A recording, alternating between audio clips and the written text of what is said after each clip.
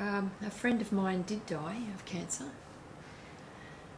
and I was one of the people who helped to look after her in a rather long drawn out period of dying. But this is a very common experience. It's something that at my age, in my 60s, I find that I'm constantly losing people. My parents have died and one of my sisters has died. And I'm very interested in the kinds of feelings that these losses provoke. They're not what I'd expected.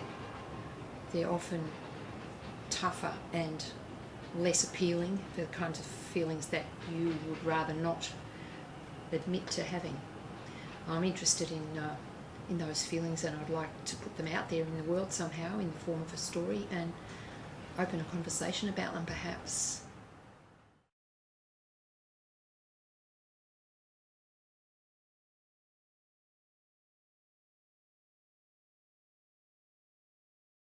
Life gets serious, and it's important to feel certain things honestly, and that's what I've tried to do in this book. I think it was painful to write. It was painful partly because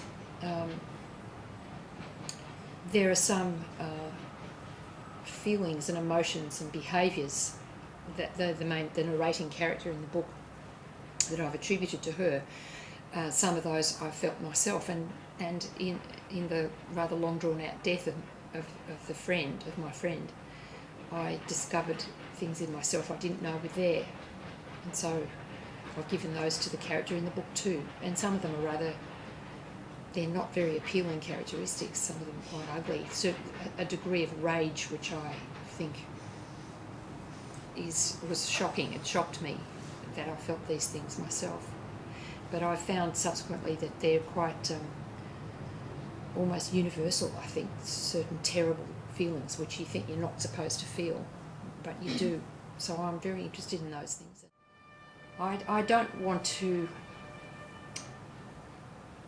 make grand statements about it and say everybody must face death honestly, and that no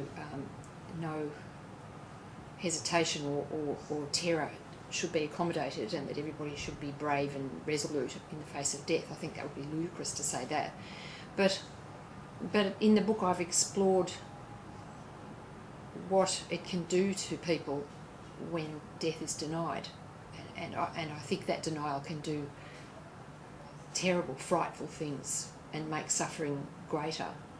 That's been my experience, seeing people die or being with people die. Some who are terrified to the point where they refuse to accept the fact, and others who achieve some degree of grace and acceptance.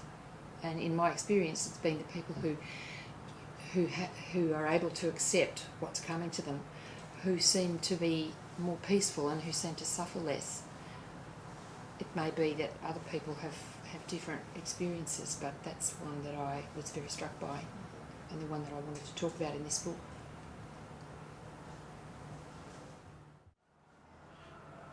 I was a bit worried about how to be received. When I was writing the book, I thought, geez, I am going to look so bad in this.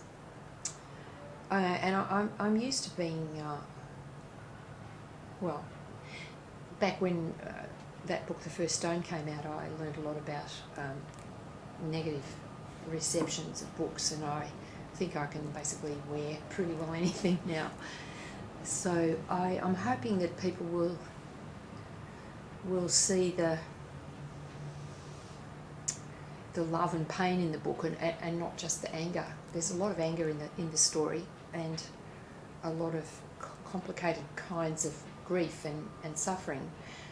The other thing about the book is that I actually think it's quite funny, and I wanted it to be, because I think that laughter and tears are so closely intertwined, and that's one of the things that make life bearable, really, the fact that those two things go hand in hand. And I've been encouraged by the responses that I've got to the publishers. They've sent out proofs and people have responded to those, and I've been really thrilled and delighted with the readiness of emotion that people have when they've read the book. That really fills me with joy. The worst thing would be to be sentimental about this subject. There are all sorts of brutal truths that come out in the book, painful truths, and I wanted to pay them the respect of speaking about them simply and directly in a language that anybody could understand. So I hope when you read it, when people read it, they'll get something out of it. I put a lot into it, and I hope people will find it still there. Thank you.